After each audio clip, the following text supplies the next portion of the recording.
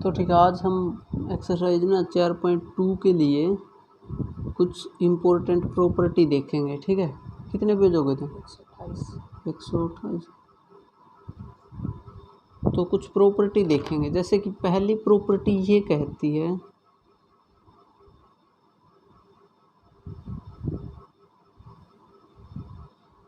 The value of determinant remains unchanged if its row and column are interchange. That is, ये कहना चाहता है एक किस्म से, इफ़ ए कोई मैट्रिक्स है, अगर मैं उसका डिटर्मिनेंट निकालूं तो सेम आएगा ए ट्रांसपोज के डिटर्मिनेंट के।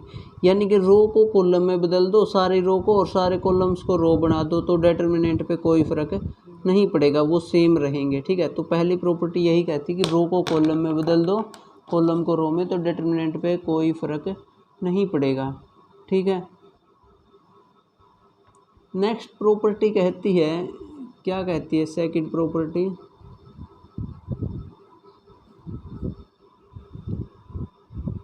ये कहती है इफ एनी टू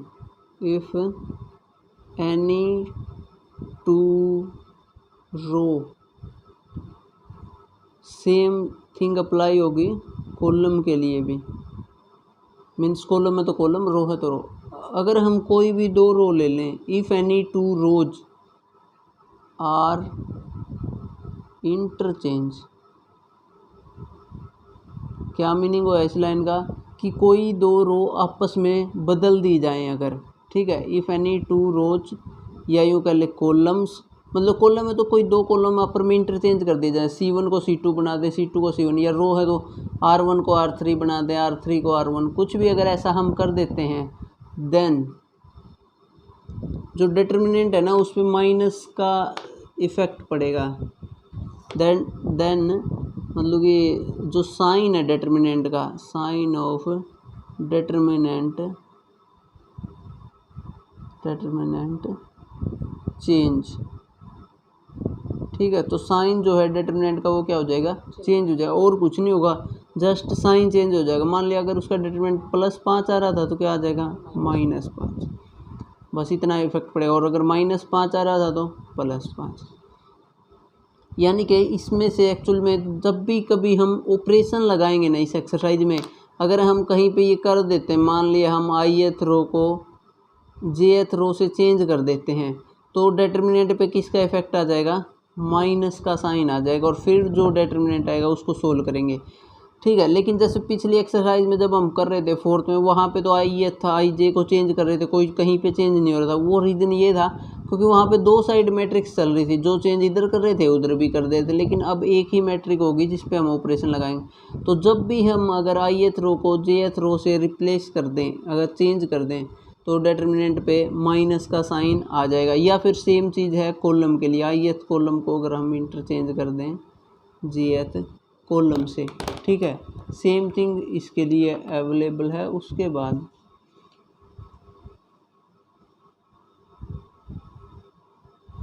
ओके, तीसरी प्रॉपर्टी ये कहती है, मैंने कल थोड़ी सी बताई भी थी, कह रही कि if any two row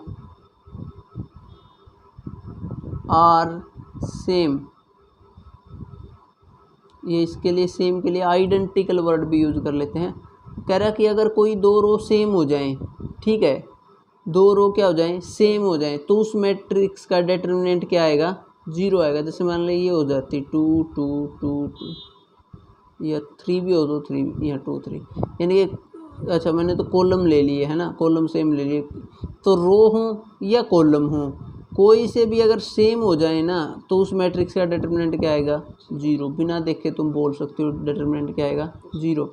even ऐसा ही नहीं, इसकी जगह ऐसा भी होता ना, ये 2 3, यहाँ पे 4 और मैं 6 ले लेता, तो भी डिटर्मिनेंट क्या आना था? 0। यानी कि कोई दूसरा कॉलम किसी कॉलम का मल्टीपल बन जाए, ठीक है, मल्टीपल बन जाए, तो भी डिटर्मिनेंट क्या आता है? 0 आता है।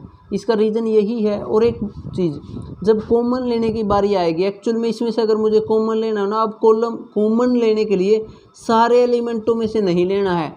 कॉमन जो आएगा ना वो सिर्फ या तो पूरे कॉलम में से आ सकता है या पूरी रो में से आ सकता है। जैसे यहाँ पे सेकंड कॉलम में से मैं 2 कॉमन ले सकता हूँ, 2 3 है तो 2 कॉमन ले लिया सेकंड कॉलम में से, तो 2 3 ही यहाँ पे बचेगा, तो दिस इज इक्वल टू 0। समझ में आया? एक ये कॉमन का सिस्टम, यानी कि एक चीज़ ये है कि जैसे यहाँ पे ये हो जाए, मान लिया 4 8 दे दिया, यहाँ पे 6 और 9 दे दिया। अब एक्चुअल में इसमें कॉमन लेना होना, ध्यान से देखा जाए ना, फर्स्ट रो में से फर्स्ट कॉलम में से क्या कॉमन आ रहा है? 4, तो 4 कॉमन लिया जा सकता है और बचेगा क्या फिर? 1 2 6 9। सेकंड कॉलम में से क्या कॉमन आएगा? 3,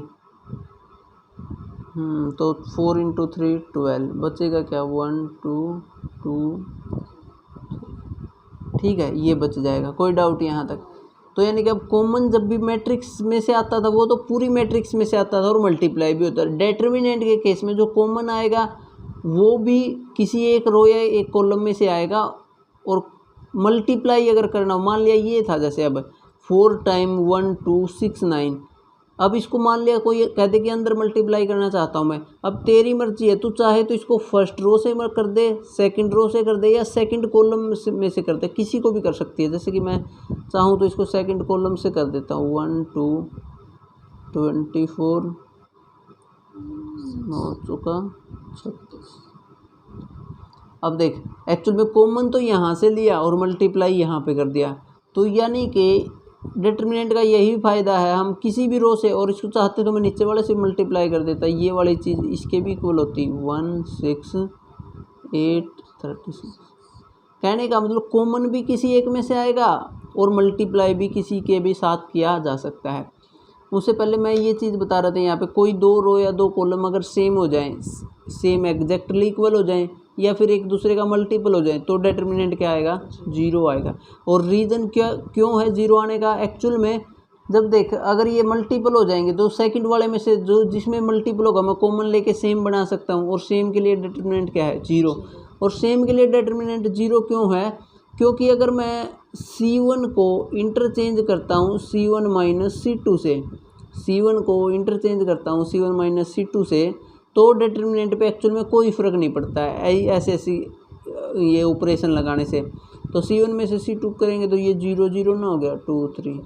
अब कोई पूरी रो या पूरा कॉलम अगर किसी मैट्रिक्स का 0 है ना, तो उसका डिटर्मिनेंट 0 ही आएगा, क्योंकि सबके साथ वो वही वाली रो के अकॉर्डिंग निकाल लेंगे, सारे को फैक्टर्स का कोई इफेक्ट नहीं पड़ेगा, वो 0 बनते चलेंगे। ठीक है, तो यानी कि अब 2-3 चीज़ें आ गई इस प्रॉपर्टी में। पहली तो ये कि किसी भी मैट्रिक्स की पूरी रो या पूरा कोई एक कॉलम अगर 0 है तो डिटर्मिनेंट 0 आएगा, या कोई 2 रो सेम है तो भी 0 आएगा, क्योंकि अगर 2 रो सेम होगी तो किसी रो को या कॉलम को 0 बनाना आसान है घटा के, है ना।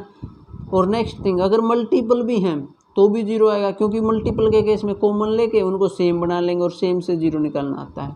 तो ये कुछ प्रॉपर्टीज़ थी। अच्छा, जो अब ये मल्टीप्लिकेशन वाला चीज़ समझा रहा था ना मैं, इसको देखते हैं ध्यान से। इसमें कुछ इम्पोर्टेंट है, जैसे कि अच्छा, जैसे ये मैट्रिक्स थी, तूने देखा तो 2 3 कुछ भी ले ले, 1 1, और मैं कहता हूँ इसको 2 से मल्टीप्लाई करो तो किसके इक्वल आएगी ये? 4 6 1 1 क्यों? अब देख, मैट्रिक्स है ये, तो मैट्रिक्स में तो सब में मल्टीप्लाई होता है ना,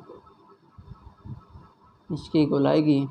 लेकिन अगर अब इस मैट्रिक्स का मुझे क्या निकालना हो? डिटर्मिनेंट निकालना हो राइट हैंड साइड वाले का, तो डिटर्मिनेंट 4 6 2 2।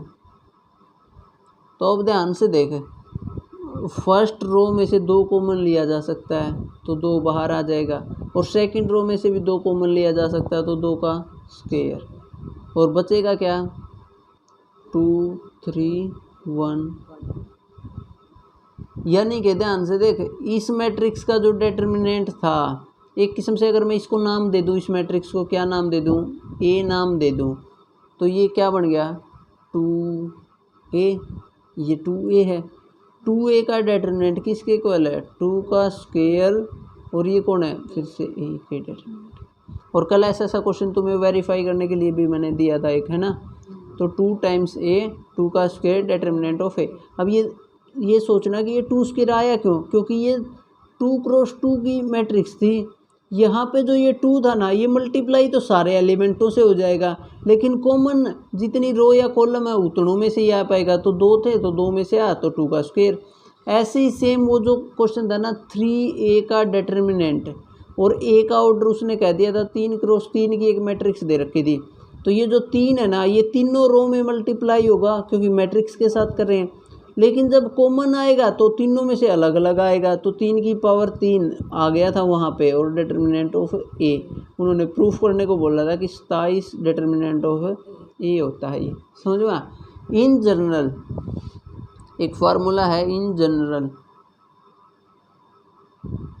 अगर ए मैट्रिक्स है n क्रॉस n की, ठीक है, और मान लिया ए का डिटर्मिनेंट कुछ भी दे रखा है उसने, से 100 दे रखा है, ठीक है, ए का डिटर्मिनेंट 100 दे रखा है, तो फिर अगर वो पूछ लेता है कि बताओ कि k टाइम्स ए का डिटर्मिनेंट क्या होगा, k टाइम्स ए का डिटर्मिनेंट क्या होगा, तो ये होगा, अब देख के सबसे मल्टीप्लाई होगा, लेकिन कॉमन कितनी जगह से आएगा, n जगह से, n रो है n ही कॉलम है, तो k की पावर n और डिटर्मिनेंट ऑफ a, यानी कि k की पावर n और determinant of a, for example 100 था इसमें, है ना ये।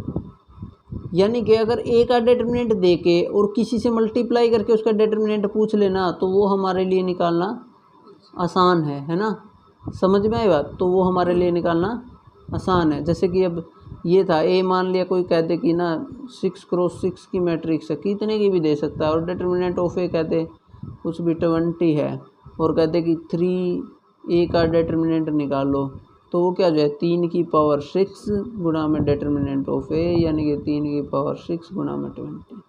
अब इसको सोल्व कर लो, इसको सोल्व कर लो, तो यानी कि ये हमेशा ध्यान रखना। और ये रीज़न भी समझ में आया ना, के ए का डिटर्मिनेंट k की पावर n क्यों हो जाता है, क्योंकि वो उतनी जगह मल्टीप्लाई होना है, लेकिन कॉमन जब डिटर्मिनेंट में से आएगा तो हर जगह से आएगा, ठीक है। तो ये एक था एक और प्रॉपर्टी। उसके बाद ये प्रॉपर्टी सबसे इम्पोर्टेंट है, मतलब कि ये प्रॉपर्टी, ठीक है, ये बताती है कि डिटर्मिनेंट में कोई चेंज नहीं होगा। मैं इसको एक्सप्लेन कर देता हूँ पहले। ये कहती है अगर मान लिया कोई आर आई रो है तुम्हारे पास, कोई भी रो है, अगर तुम इसको चेंज करते हो आर आई प्लस के टाइम्स सम आर जे रो से, के अब +1 भी हो सकता है, -1 भी हो सकता है, कुछ भी हो सकता है। ध्यान रखना ये के फर्स्ट के साथ मल्टीप्लाई ना हो जाए, फिर गड़बड़ हो जाएगी। आर आई को अगर चेंज कर देते हो आर आई प्लस के आर जे से, तो देन जो डिटर्मिनेंट है, डिटर्मिनेंट रिमेन्स अनचेंज्ड।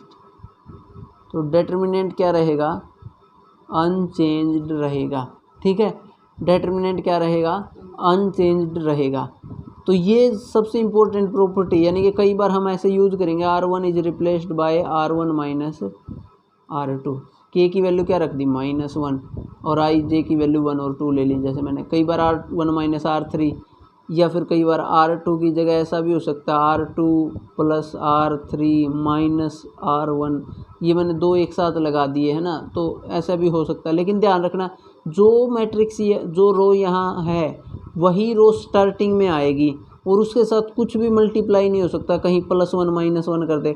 उसके अलावा बाकी की इतनी ही रो तुम्हें एक साथ उसमें जोड़ भी सकती है, एक से ज़्यादा भी, और घटा भी सकती है, यानी कि के आर जे अगर मोर एक्सटेंड करो तो कुछ और भी जोड़ सकती है। तो ये सारे सही। लेकिन कहीं पे भी तूने ये लिख दिया ना R2 is replaced bye -R2 plus R1, तो वहाँ पे ये गलत हो जाएगा ये ऑपरेशन, ठीक है। तो ये सबसे इम्पोर्टेंट प्रॉपर्टी थी जिससे काफ़ी क्वेश्चंस हमारे सोल्व होंगे। तो एक तो ये प्रॉपर्टी, चलो मैं एक बार अगले पेज पे ये जो चाहिए ना वो फिर से लिख देता हूँ।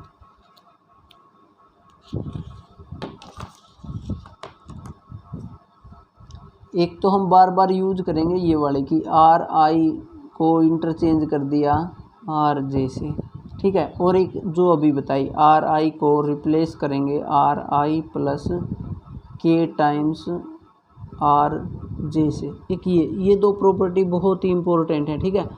और सेम चीज़ हम कॉलम के केस में यूज कर सकते हैं कभी कभी, C I interchange by C J, सी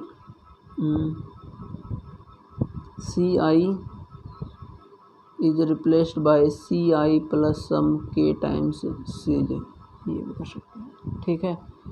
कोई डाउट नहीं होना चाहिए। एक्चुअल में यही 2-3 प्रॉपर्टी हैं जो बार बार हम लगाएंगे और क्वेश्चंस बनते चलेंगे, ठीक है। तो फिर और कोई अगर चाहिए कि तो एक्सरसाइज में देख लेंगे, ठीक है। तो अभी एक्सरसाइज कर लेते, ये तो ये बता ही दी इन्होंने, करेगा। ओके, एक ये प्रॉपर्टी नंबर 5 भी है। इसमें क्या कह रहा है, ये इसमें कह रहा है कि ये एक मैट्रिक्स है, जैसे कि A1 plus lambda, A2 plus lambda 2 lambda 1, A3 plus lambda 3, ठीक है। This is B1 B2 B3 C1 C2 C3, ये तो ये प्रॉपर्टी ये कहती है कि एक्चुअल में इसका डिटरमिनेंट सेम होगा आप इन दो मैट्रिक्स का डिटरमिनेंट के सम के, A1 B1 C1, A2 B2 C2, A3 B3 C3, वो ये जगह नहीं बच रही, प्लस में ये वाले मैट्रिक्स लैम्डा 1 लैम्डा 2 लैम्डा 3, और ये same B1 B2 B3 C1 C2 C3, ठीक है। तो ये आएगा, कोई डाउट यहाँ तक। एक्चुअल में इससे फ़ायदा ये होगा, जैसे कि मान लिया कोई एक मैट्रिक्स है, ऐसे मैं लिख देता हूँ, 1 + 2 कितना होता है 3, ओके 1 + 2 3, 2 + 3 5, और फिर 3 + 4 7, तो दिस इज 1 2 3 2 3 4। जैसे ये कहते हैं कि इस मैट्रिक्स का ना डिटरमिनेंट निकालो, है ना। अब ध्यान से देखिए, ये कहता है कि ऊपर वाले को जैसे हम चाहें तो ऐसे लिख सकते हैं ना, 1 + 2 2 + 3 3 + 4, है ना। और ये 1 2 3 2 3 4, ये मैंने जानबूझ के ना ऐसा माइंड में सोच के ऑलरेडी ऐसे बनाए थे। इससे क्या होगा, फ़ायदा हो जाएगा हमें डिटरमिनेंट कैलकुलेट करने में। अब ध्यान से देखिए, इसका डिटरमिनेंट इक्वल है इसके 1 2 3 को यहाँ ले सकते हैं, 1 2 3, फिर 2 3 4, प्लस में 2 3 4 1 2 3 2 3 4। अब इसका डिटरमिनेंट किसके क्या आएगा, इसका डिटरमिनेंट 1 2 3 डिटरमिनेंट तो एक नंबर आया अगर है, और सेम है जब ये फर्स्ट रो और सेकंड रो, तो डिटरमिनेंट क्या आ जाएगा 0। इसका डिटरमिनेंट क्या आएगा 0, क्योंकि फर्स्ट रो और थर्ड रो सेम है, समझा। तो ये फ़ायदा हो जाएगा कई बार क्वेश्चन सोल्व करने से, ऐसे पार्टिसिपेट करने में। अब ज़रूरी नहीं था तूने यहाँ पे 1 2 3 ही लिखना था, तेरी मर्जी थी, तो चाहती तो इसको 3 + 2 ऐसे किसी भी फैक्टर में कर सकती थी। और ऐसा नहीं है कि फर्स्ट कॉलम को ही करना है, सेकंड को भी कर सकती है, थर्ड को भी, या कॉलम्स को भी कर सकती है, किसी को भी कर सकती है, वो तेरी मर्जी है। तो यानी कि ऐसे मैट्रिक्स को सेपरेट किया जा सकता है, ठीक है। ये थी प्रॉपर्टी नंबर 5, ठीक है। अच्छा, वो जो मल्टीप्लिकेशन वाली प्रॉपर्टी है ना, अगर मान लिया तो कहीं पे ये यूज करती है कि RI × KRI, यानी कि किसी रो को तू चाहती है कि तुझे ज़रूरत पड़ रही है कि इससे मल्टीप्लाई कर दूँ तो कुछ आसान हो जाएगा, तो फिर ध्यान रखना जो डिटरमिनेंट है ना, डिटरमिनेंट उसके बाहर क्या लिख देना 1/k, क्योंकि ये अब जो डिटरमिनेंट आएगा किसी को k से मल्टीप्लाई करने के बाद k टाइम्स आएगा जो पहले डिटरमिनेंट आना था, और 1/k तूने बाहर कर दिया तो वो बाद में कैंसिल हो जाएगा। तो यानी कि सेम चीज़ फिर कॉलम के लिए, तो k टाइम्स अगर CI करते हैं तो याद रखना डिटरमिनेंट को बाहर 1/k से मल्टीप्लाई भी करना है, ठीक है। ये था। उसके बाद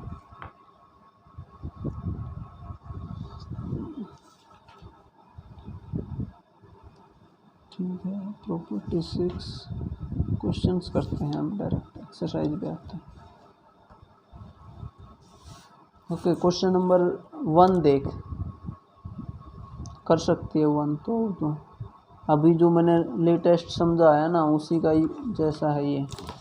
क्वेश्चन नंबर 1 में क्या क्या है, using the property of determinant without expanding, मतलब कि डायरेक्ट ऐसे रो या कॉलम से किसी से एक्सपेंड नहीं करना है, हमें प्रॉपर्टीज का यूज करके इस क्वेश्चन को सोल्व करने की कोशिश करनी है। ठीक है, सबसे पहले क्वेश्चन नंबर 1 इसका कह रहा है कि डिटर्मिनेंट निकालो x y z a b c x plus a y plus b और z plus this determinant is equal to 0। Actual में प्रूफ करना है हमें, तो हम क्या करेंगे, लेफ्ट हैंड साइड लेके चलेंगे। ठीक है, ये टू शो करना है ये चीज़ है ना, तो लेफ्ट हैंड साइड किसके इक्वल है, x z।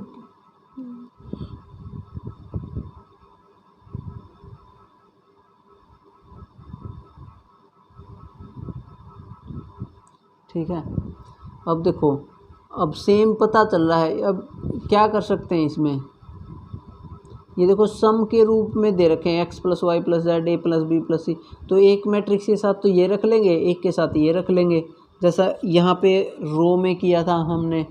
तो ये क्या बन जाएगा फिर, X Y Z A B C X Y Z plus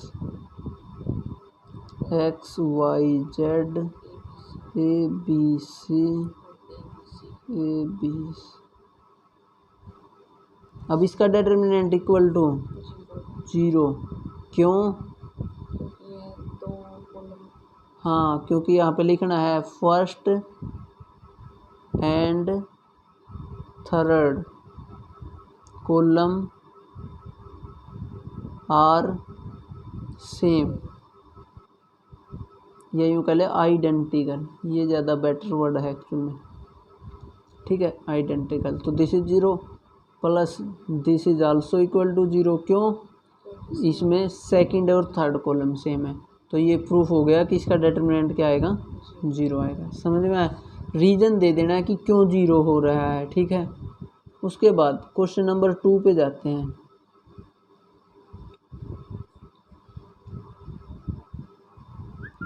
अब इनमें ना प्रॉपर्टी कौन से में कौन सी लगेगी, वो एक्चुअल में जितनी प्रैक्टिस करेगी ना उतनी ही आएगी। मैं एक्सरसाइज के ऑलमोस्ट सारे क्वेश्चन कराऊंगा, तूने वो करने हैं फिर c minus A B minus C minus A minus B C minus A minus B minus C. ठीक है, अब इसको हमें प्रूफ करना है कि इसका डिटर्मिनेंट क्या होगा, 0 होगा। ठीक है, इसका डिटर्मिनेंट क्या प्रूफ करना है, 0। अब हमें सोचना है कि how to prove it. Okay, अब एक्चुअल में जो प्रॉपर्टी अभी तक हमने पढ़ी ना उन्हीं सब का यूज करके हम कोशिश करेंगे कि इसको 0 के इक्वल दिखा दें। अब कैसे करें लेकिन इसको प्रूफ, अब ये एक इम्पोर्टेंट चीज़ है कि सोचना कहाँ से स्टार्ट करें। तो स्टार्टिंग में हो सकता है कि हमें ना समझ में आए कि क्या प्रॉपर्टी, एक आध बार गलत भी हो सकती हैं, लेकिन ये दिख रहा है एक्चुअल में, या तो मैं इनको कॉलम वाइज ऐड करूं या फिर रो वाइज ऐड भी करूं। अगर मैं ध्यान से देखा R1 को, अभी मैंने बताया था कि इसको ऐसे लिख सकते हैं R1 plus R2 plus R3, left hand side पे हम इवेलुएट करेंगे, क्योंकि ऐसा ऑपरेशन लगाने से डिटर्मिनेंट पे कोई फ़र्क नहीं पड़ता। यानी कि जो डिटर्मिनेंट अब आना था ना, तो अब भी वही डिटर्मिनेंट आएगा। ठीक है, अभी जो नई मैट्रिक्स बनेगी उसका डिटर्मिनेंट और ऊपर वाले का सेम रहेगा। अगर हम ये ऑपरेशन लगाते हैं तो वो क्या बन जाएगी, R1 plus R2 plus R3, यानी कि a माइनस बी में b माइनस सी जोड़ना है, a माइनस बी में b माइनस सी जोड़ना है, प्लस c माइनस ए जोड़ना है। अब देख, b से b कैंसिल, c से c और a से, यानी कि ये वाली एंट्री क्या बन गई, 0।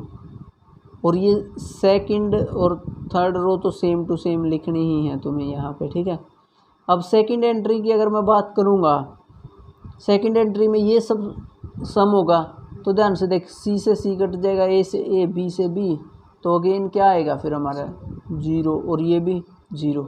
अब देख पूरी फर्स्ट रो क्या आ गई 0, तो देयरफॉर डिटरमिनेंट क्या होगा 0। तो इसके लिए रीजन दे देना, इफ़ एनी रो और column of a matrix is 0 completely then determinant is equal to 0। समझ में आया, कोई डाउट? ओके, क्वेश्चन नंबर था ये 2। अब क्वेश्चन नंबर ना 3 करते हैं।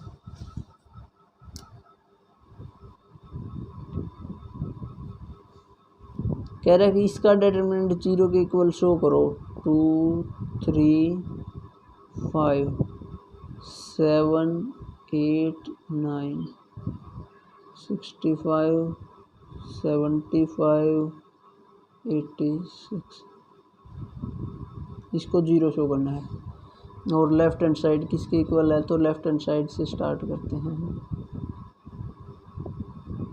2 3 5 7 8 9 65 75 86।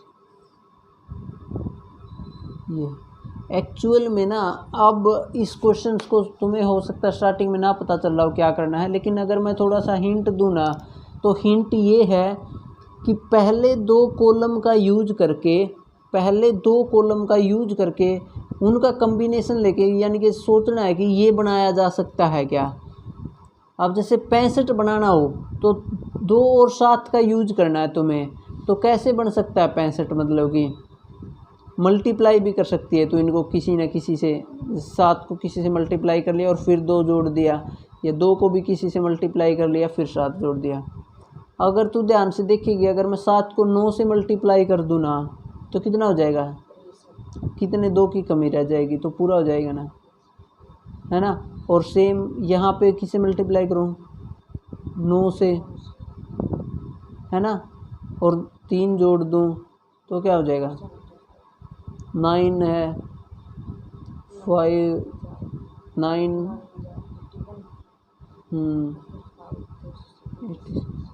अब देखो, इसको करने के कई सारे तरीके हैं वैसे तो, है ना, बहुत सारे तरीके हैं इसको करने के। एक ये है, अगर मैं चाहूँ कॉलम 3 में से C3 माइनस 9 टाइम्स अगर मैं C2 घटा दूँ, C3 में से 9 टाइम्स C2 घटा दूँ, तो डिटरमिनेंट पे कोई चेंज नहीं आएगा, तो ऑपरेटिंग लिखना है यहाँ पे, ठीक है। तो ये डिटरमिनेंट और जो अभी आएगी इनका डिटरमिनेंट सेम ही है, तो ये 2 3 5 7 8 9 पहले दो कॉलम एज इट इज़। यहाँ पे क्या बचेगा फिर, 65 में से 9 टाइम्स C2 जाएगा तो 0 कैसे बचेगा, 9 से 63, तो 65 में से 63 जाएगा तो 2 नहीं बचेगा। 75 में से 72 जाएगा तो 3 बचेगा, 9 9 जाए 81 जाएगा, तो अब तो या तो यहीं से बोलते कि ये एंड ये सेम है तो डिटरमिनेंट 0 होगा, या एक बार और कह दे कि ऑपरेटिंग C1 माइनस C3, तो क्या आ जाएगा, फर्स्ट ये आ जाएगा 0 0 0 7 8 9 और ये 2 3, तो इसका डिटरमिनेंट क्या ना, समझ में आया। तो ऐसे करना है डिटरमिनेंट, कोई डाउट अभी तक, ठीक है, समझ में आया ना। ओके, अब आते हैं क्वेश्चन नंबर 4 पे। क्वेश्चन नंबर 4 क्या कहता है, 1 1 1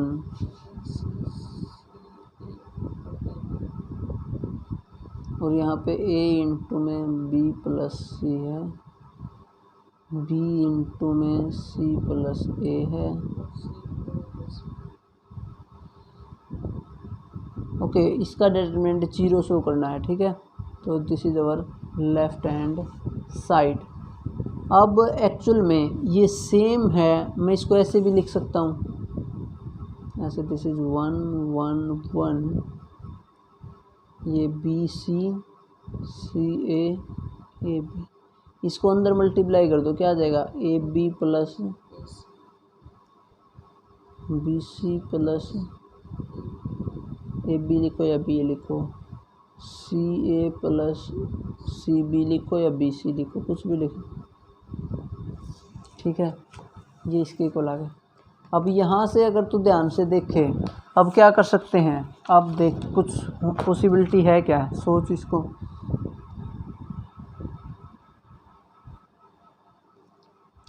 अगर मैं चाहूँ तो इसको ऐसे कर सकता ना, C3 को रिप्लेस कर सकता हूँ C3 प्लस C2 से, तो डिटर्मिनेंट पे कोई चेंज नहीं आएगा और बनेगा क्या, ये 1 1 1 B C C A B, ठीक है, बी सी सी ए और ए बी। अब इन दोनों को क्या कर दो, ऐड C3 की जगह, तो क्या बन जाएगा C3 में यहाँ पे A B plus B C, तो पहले लिख दिया, ठीक है। और यहाँ पे क्या आएगा, यानी कि एक्चुअल में यही आएगा, ए बी बी सी और ए सी लिखो या सी ए, कुछ भी लिख लो, और यही चीज़ यहाँ पे बनेगी, है ना, सेम। अब ये बन गई। अब ध्यान से देखो, अब क्या कह सकते हैं, अब कुछ बता सकती है क्या इसके डिटर्मिनेंट के बारे में, क्या होगा इसका डिटर्मिनेंट।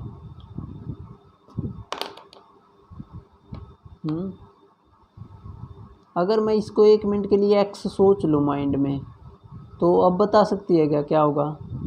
अगर मैं इसको एक्स सोच लेता हूँ तो ये बन गया 1 1 1 B C C A B, और यहाँ पे जस्ट एक्स एक्स एक्स। अब डिटरमिनेंट बता सकती है क्या आएगा,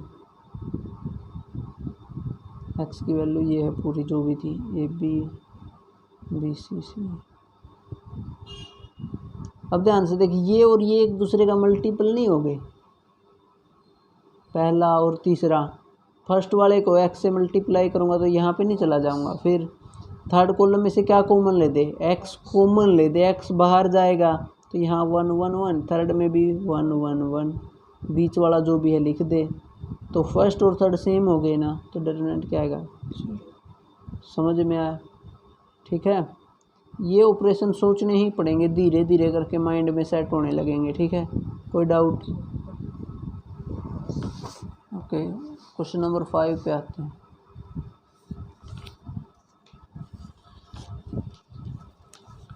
क्वेश्चन नंबर 5 देखते हैं।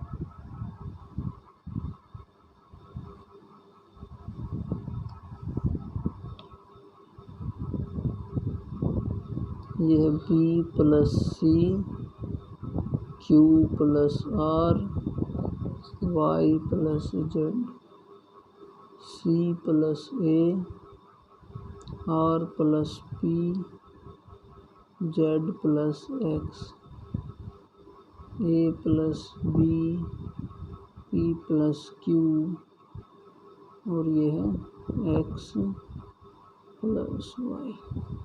प्रूफ करना है इसका जो डिटरमिनेंट है वो इक्वल होगा इस A B C P Q R X Y Z के। प्रूफ करना कि इसका डिटरमिनेंट उसके इक्वल होगा, ठीक है। तो कैसे करें, इसका डिटरमिनेंट उसके इक्वल होगा।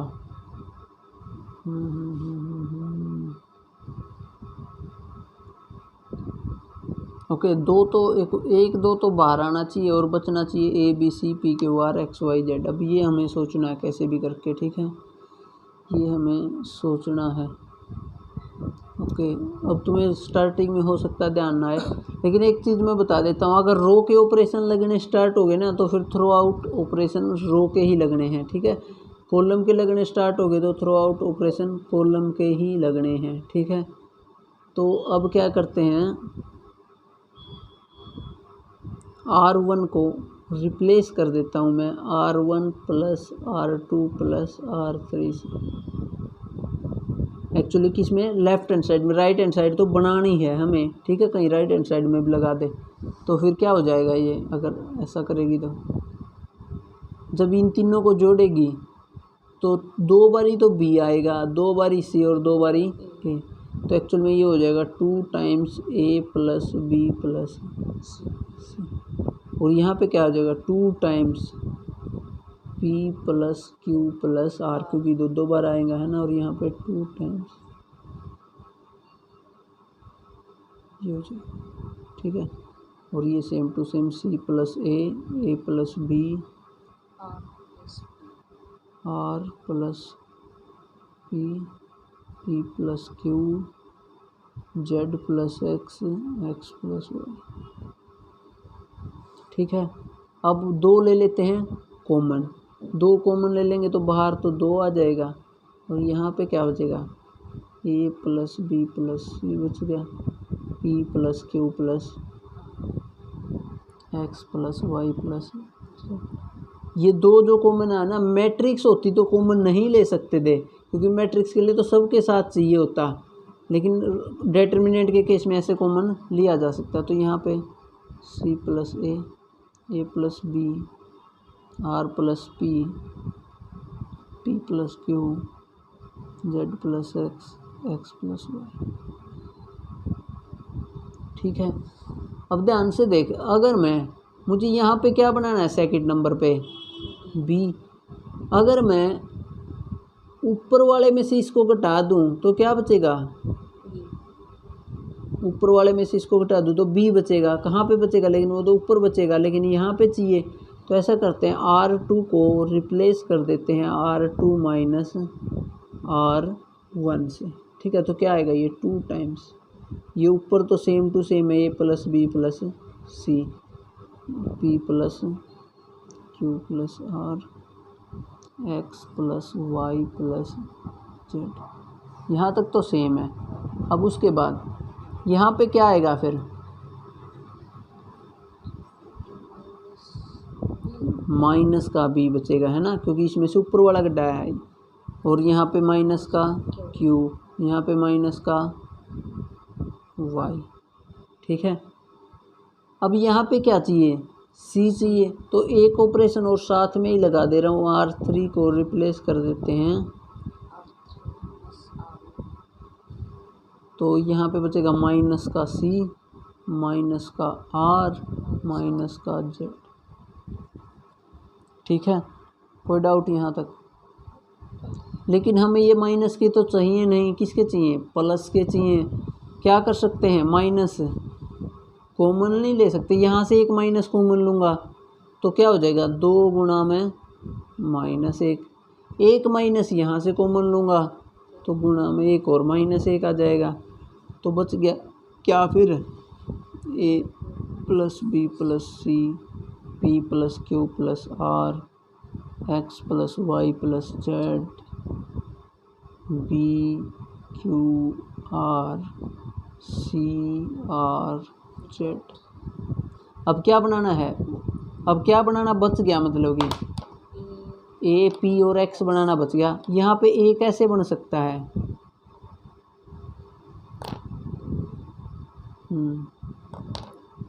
देख सोच एक्स कैसे बनाएं, ए प्लस बी प्लस सी है, यहाँ पे बी और सी है, तो एक्स कैसे बन सकता है, ए sorry,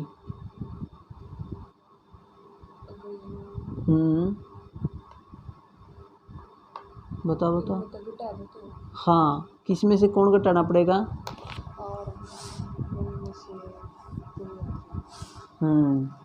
this is R1 replace by R1 minus R2 और माइनस R3। जब ऐसे घटाएगी तो देखिए ए प्लस बी प्लस सी में से बी जाएगा और सी जाएगा, क्या बचेगा, सिर्फ ए, तो 2 तो बाहर है, ये माइनस माइनस प्लस हो गए है ना, ए, यहाँ पे क्या बचेगा, बी, यहाँ पे ना सॉरी यहाँ पे पी बचेगा, पी, यहाँ पे एक्स, यहाँ पे बी और सी था, यहाँ पे क्यू और आर था, यहाँ पे वाई और, तो ये प्रूफ हो गया।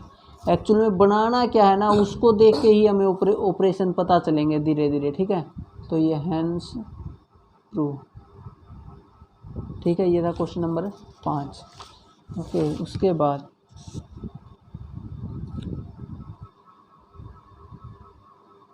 नेक्स्ट देख,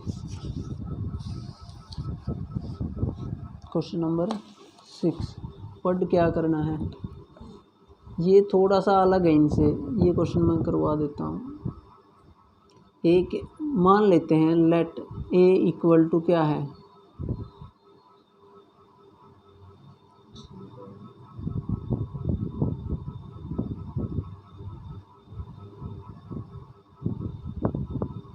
बी सी,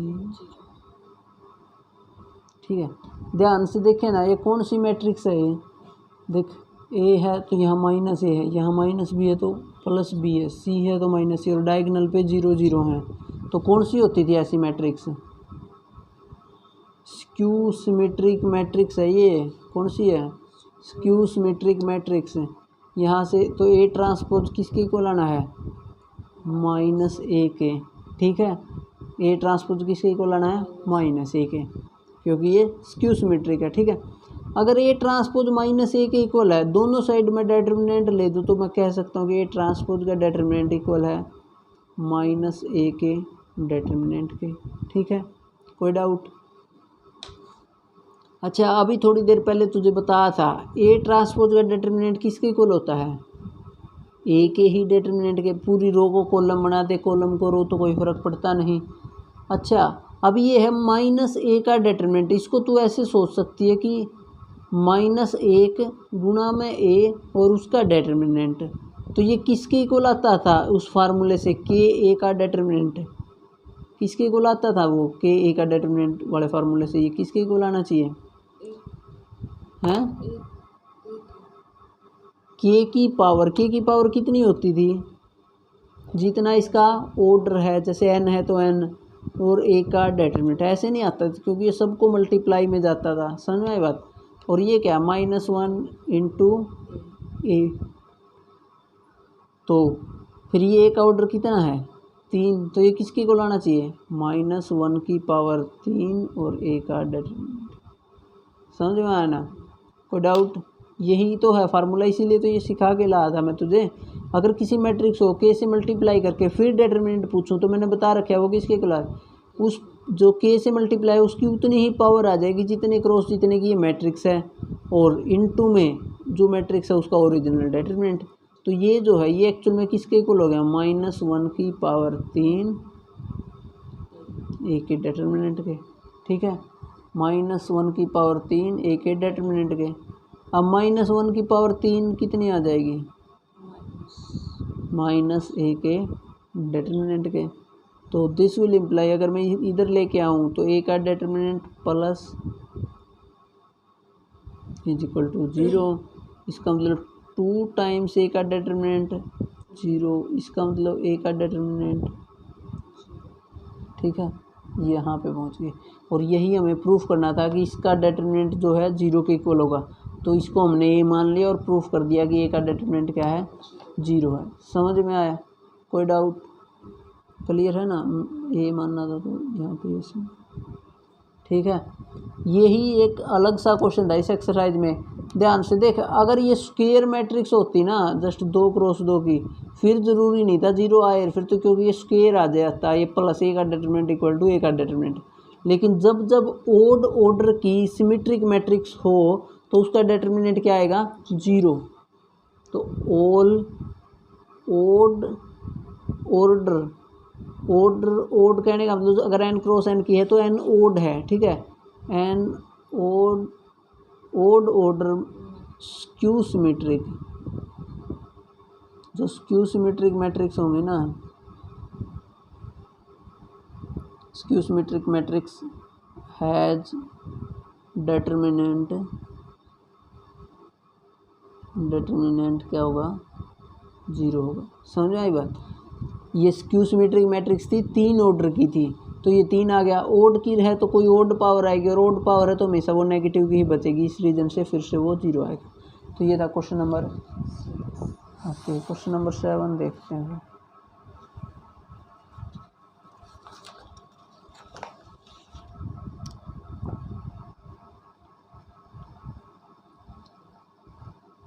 क्वेश्चन नंबर 7 क्या है? क्वेश्चन नंबर 7 में शो करना है कि ये जो डिटरमिनेंट होगा -a²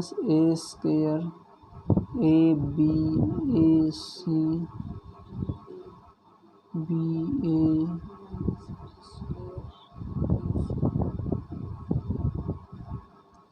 CACB,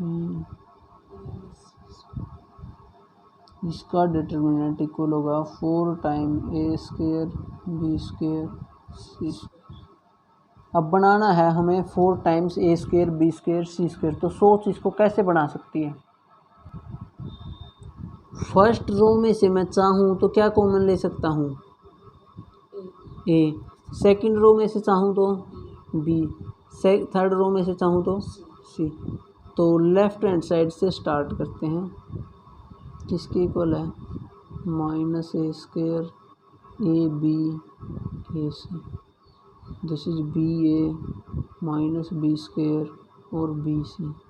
this is CA CB और -C। ये है। तो क्या लिखेंगे यहाँ पे, टेकिंग कॉमन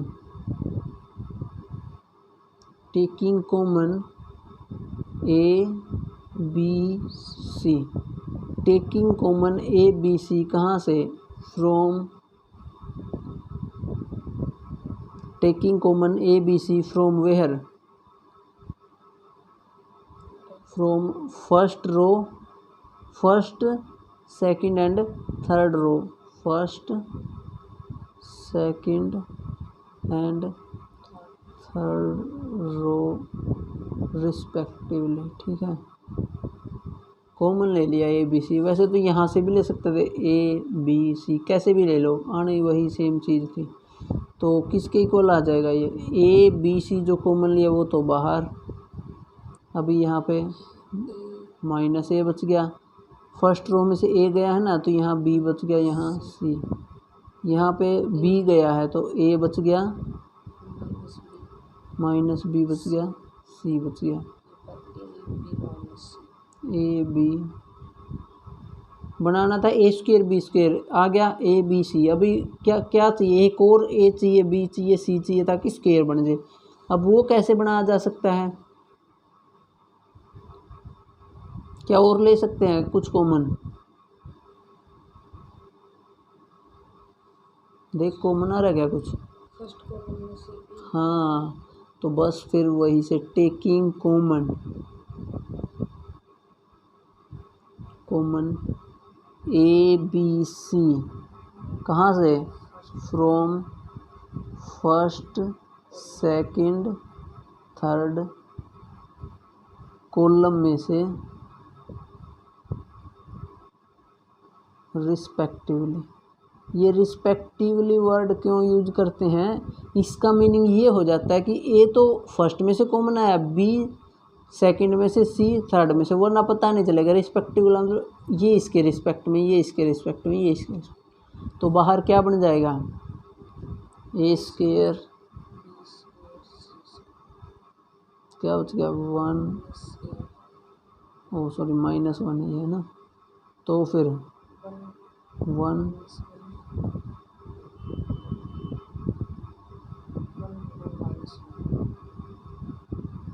ठीक है।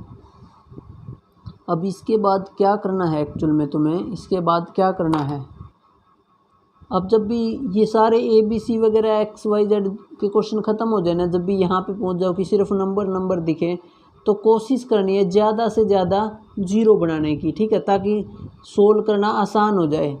ठीक है, अब 0 कैसे बनाया जा सकता है, ध्यान से देख। अगर मैं इसको 0 बनाना चाहूँ तो क्या करना पड़ेगा, R2 की जगह, हाँ R2 + R1। तो फिर एक्चुअल में ये इक्वल आएगा A² B² C² तो है एज इट इज़। तो ये -1 1 1, तो ये क्या बन जाएगा 0, ये भी 0, ये 1 + 1 ये 2 बन जाएगा। और ये एज इट इज़ है फ़िलहाल, है ना। और चाहें तो हम इनको भी 0 बना सकते हैं। इस वाले को अगर 0 बनाना है ना 1 को, तो क्या करना पड़ेगा, फर्स्ट के साथ ऐड, है ना, R3 को R3 प्लस, तो ये क्या हो जाएगा,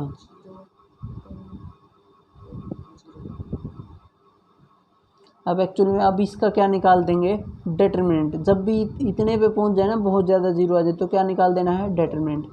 अब इसका डिटरमिनेंट निकालना है, ठीक है। ओके, तो बताओ किससे निकालें, किससे निकालना आसान होता है, जिसमें ज़्यादा जीरो हो तो फर्स्ट कॉलम से निकालते हैं।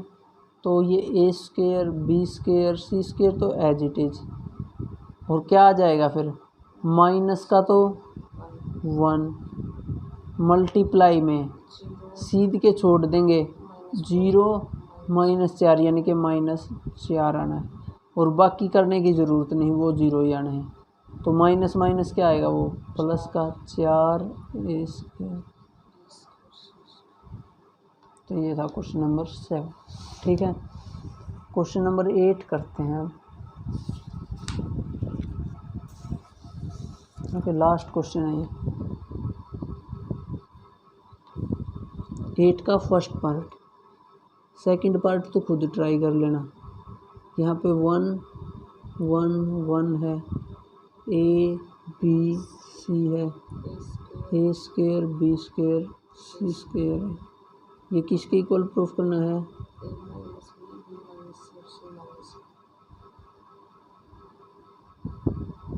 अब अगर तू ध्यान से देखे, मुझे क्या चाहिए, a माइनस बी चाहिए, b माइनस सी चाहिए।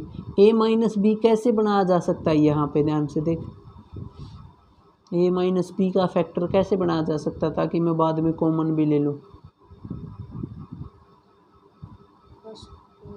हाँ, r1 को रिप्लेस कर दें अगर r1 माइनस r2 से, तो यहाँ पे क्या आएगा, 0। यहाँ पे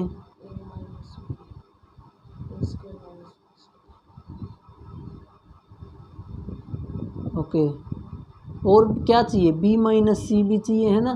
तो साथ में b माइनस सी कैसे बनेगा, r2 को r2 माइनस, यहाँ पे क्या आएगा,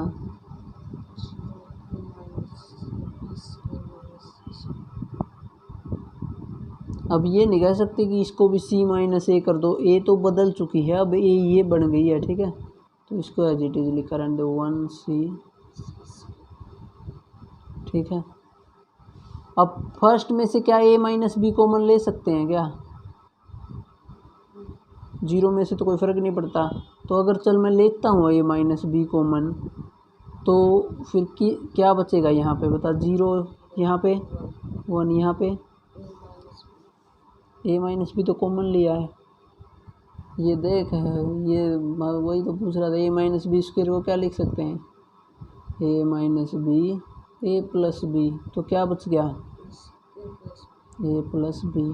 और 0 में से क्यों कॉमन आया, तो 0 को तो ऐसे सोच सकते हैं ना, 0 इंटू a माइनस बी, ठीक है, क्योंकि 0 ही होता है। और फिर साथ में एक चीज़ और कॉमन ले लेते हैं, b माइनस सी। तो लिख देना यहाँ पे, taking common a minus B और b minus C from row 1 and row 2। तो यहाँ पे 0, यहाँ पे 1, यहाँ पे बचेगा b प्लस सी, और ये 1c, ठीक है। अब एक्चुअल में 2 0 बन चुकी हैं, जब भी 2 0 बन जाए ना, तो फिर उसके बाद क्या कर दो, डिटरमिनेंट सोल्व कर दो। तो a minus B b minus C, अब ये प्लस होता है, ये माइनस ये प्लस, तो 1 के इंटू में सीध के छूट जाएंगे, है ना, 1 1 a प्लस बी प्लस, इसका डिटरमिनेंट निकाल दो, बाकियों की ज़रूरत नहीं, वो 0 ही बनेंगे, ठीक है।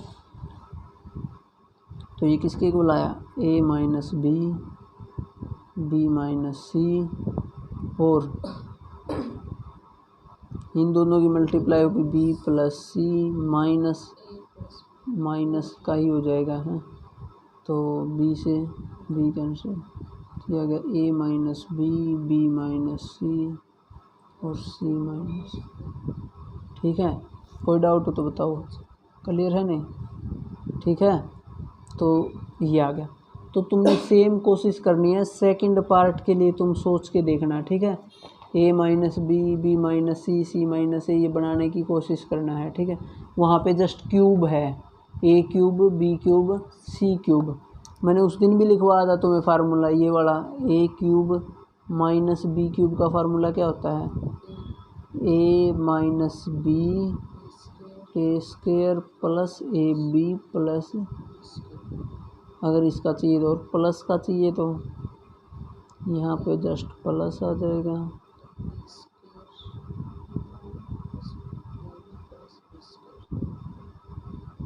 ठीक है, तो इसको सोच के देखना, करके ट्राई करना है इसको। ठीक है, तो ये आएगा, जो भी फार्मूला यूज हो इसको करना।